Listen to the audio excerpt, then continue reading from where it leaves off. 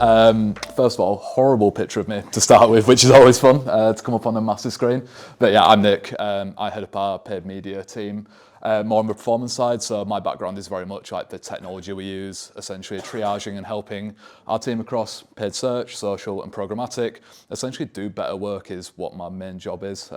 Hopefully I've got Sam sat here. I'm hoping that is true. If not, I probably shouldn't be in this job. So I think as Aaron said as well, we know that everything is changing. 2024 it's a bit of a carnage year. I feel it doesn't feel like it now, but with the death of the cookie, with everything happening, we know measurement is changing. And ultimately, I like a bit of fear mongering, which is always fun. We're seeing article after article after article saying we've got the death of the cookie. This is only one part of it as well, right? Like we know there's so much more that's happening, but measurement is changing, and we need to change with it. So I am going to slam GA4 here. Actually, I'm being a bit hyperbolic, but for millennia, or since I've been marketing, which is about 10 years now, we've used GA to pretty much do most of our measurement, to do most of our planning and media mix, sort of like how we do look at things. I started out at Halfords, we used Last Quick, and I'm pretty certain we may still do. But ultimately, GA4 is good for looking at measurement. GA4 is good for having a quick glance, but there's so many contextual cues now that we need to have a look at. And I am being, as I said, hyperbolic by saying put it in the bin. Please don't continue using it. But when you are looking at cross-channel and cross-platform, there are better solutions we can look at. And today I'm actually going to run through a bit about MMM, which I know Aaron's mentioned. The reason that I think this is such a big topic, especially for me in a paid media background, the change in measurement has been huge. The change of how we look at things, it's impacted budgeting. Like how do we correctly put budget across our different channels and make sure that we're getting the best out of them as well. Reporting is the next one. Everyone reports in different ways. We've got, as I think Aaron's mentioned, we've got internal client reporting, but might report on Last Quick. We report on DDA for some channels, and then other channels we might have MMM included. So we're like, cool, like we've got a whole mix.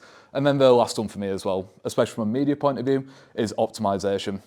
We know that, especially for our teams on a paid search point of view, a lot of the time, and I think for everyone in this room that works in Google Ads, we did a lot of GA4 or say GA imports, and now we're having to rely a bit more on the tag, and especially with some of the stuff Aaron's mentioned across having consent mode, having server-side tagging, this is becoming slightly harder, especially because we have to feed the algorithm a bit more data than we used to.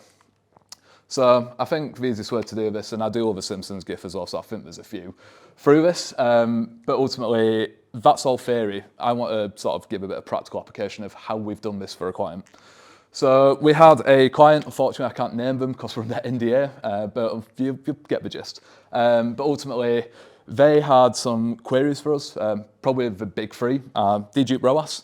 So when we look at channels, like what is the dedupe ROAS for each channel? Like everyone claims, like let's be honest, everyone's a bit hungry. Like if you look at Meta, if you look at TikTok, if you look at even Amazon to an extent, like granted a bit more closed off, we all claim to have this first, last touch, whatever attribution we want to use. So it's quite hard to get a true ROAS that's non-duplicated. How each channel is actually stacking up against each other, and massively this is more about budgeting. So how do we actually remove ambiguity within our data, have one single source of truth, because we know GA4 doesn't always cut the mustard when it comes to showing a single source of truth. And I think if anyone works with socials, which I have, it massively undervalues our social channels, which is fantastic. For if you work in paid search, great. If you work in social, probably not as good. And then the next one is planning media as well. This is more of a selfish, I suppose, agency side of things. We want to make sure we're planning our media as efficiently as we can. And the client also wants that as well. If we're not seeing incremental growth, if we're not seeing targets met or performance markers met, well, we ain't really doing our job. So ultimately, that's something that we wanted to include within this as well. So we introduced them to media mix modeling. Just to preface this as well, this client that we did work with, they were quite far down their digital maturity, which is a bit of a terrible term, I guess, to an extent, as saying that they had things like consent mode in place, they had all their tracking in place, they were relatively far on of understanding and keen to learn and change their viewpoint of how measurement worked. So an MMM actually made a lot of sense to them, which is quite fun. But with that, and as Aaron said, there's so many different factors with setting up an MMM. When you look at mixed media modeling, there's external factors, there's, like maths, we need meaning to everything that goes into it, and models can be improved, which is probably the biggest thing. So the data I'm sharing today, granted, we are testing, but we know that it will change. But it's ongoing, it's a recursive thing. We constantly need to look at this data and make sure it's right.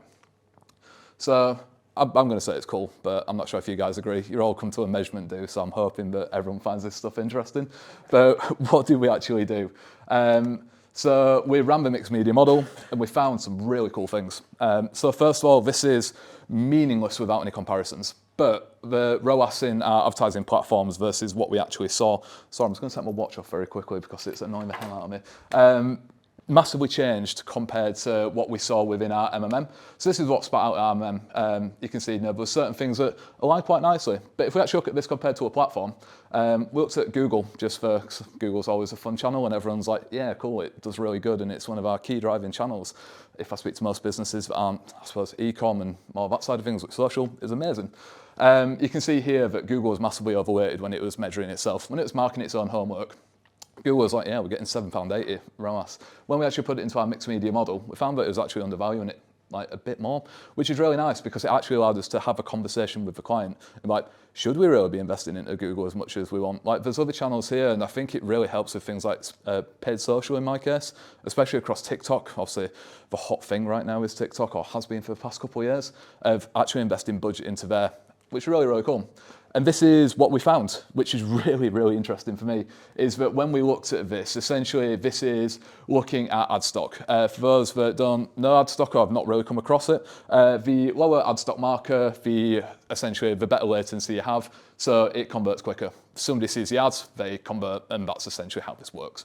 You can see here, I'm just going to point a few things out. See, Facebook and Pinterest, let's be honest, relatively trash.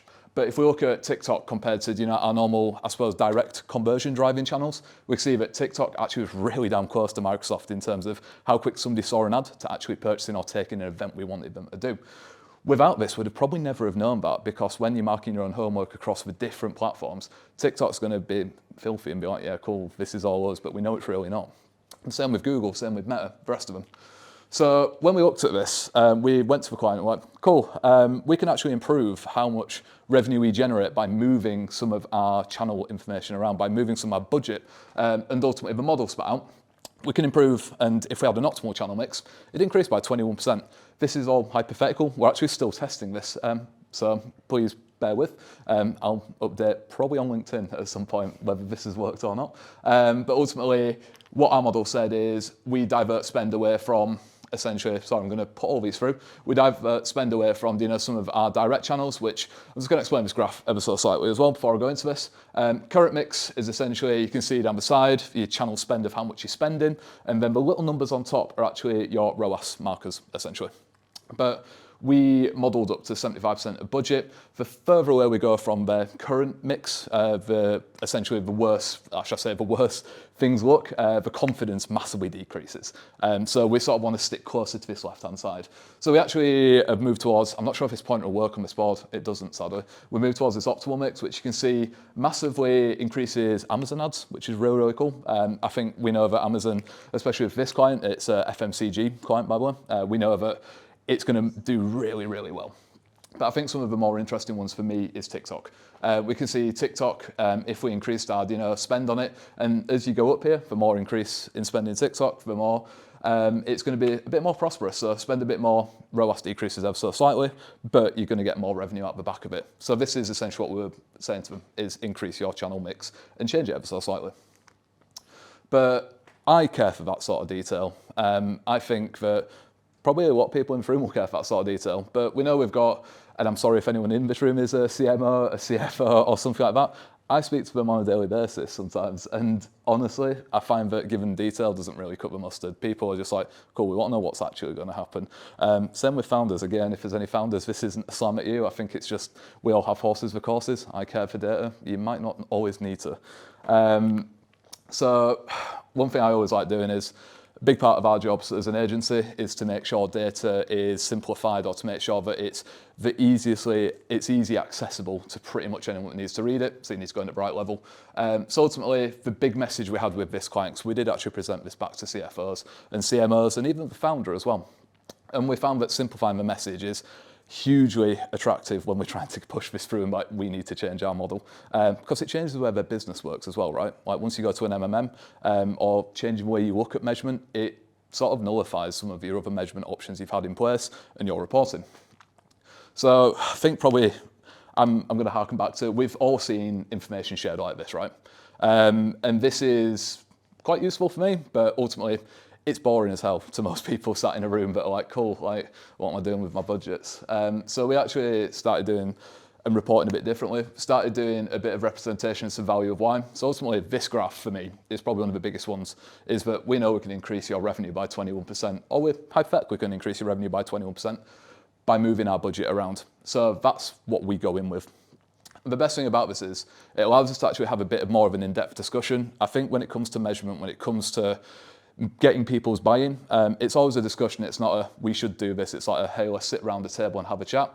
So ultimately we said, you should reinvest your budget away from things like Microsoft and Meta in favor of Amazon and TikTok. And actually left us to have a really nice conversation about it. Pretty cool stuff.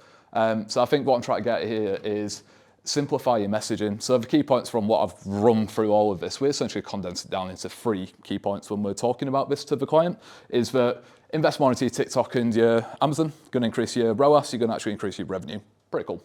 Then yeah, Amazon again, it's going to increase your revenue, one of the biggest ones.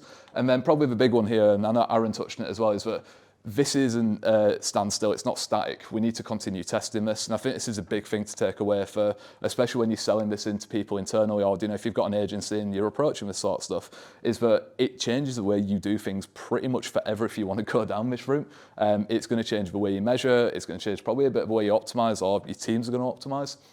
But yeah, the idea is that you need to run incrementality tests to continue making sure this works, and it's an evolution and it's never going to stop. So I speak at the speed of light, and I am from Yorkshire, so apologies if nobody really understood me, but hopefully these key points will actually help sort of round things off. Ultimately, you need to start investing now into different measurement options if you want to sort of like exist. I won't say exist. If you want to be top of the pack in the future, is my general consensus to this. I think everyone in this room from Impression probably mirrors that as well. So I'm hoping that we've given you some information for it.